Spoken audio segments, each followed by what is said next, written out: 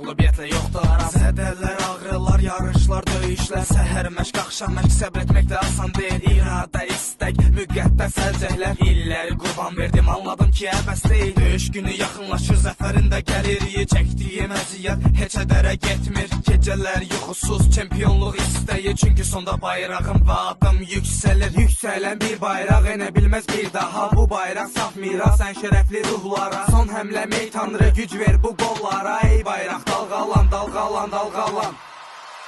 Vur, vur, vur.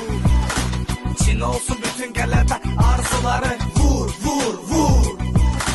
Qalxsın üç rəngli bayraq yuxarı. Vur, vur, vur. Çin olsun bütün qələbə arzuları. Vur, vur, vur. Qalxsın üç rəngli bayraq yuxarı. Budur döyüş günü, mən artıq hazıram. Gözlərim ot püskürür, mən isə hücumdayam. Davamlı zərbə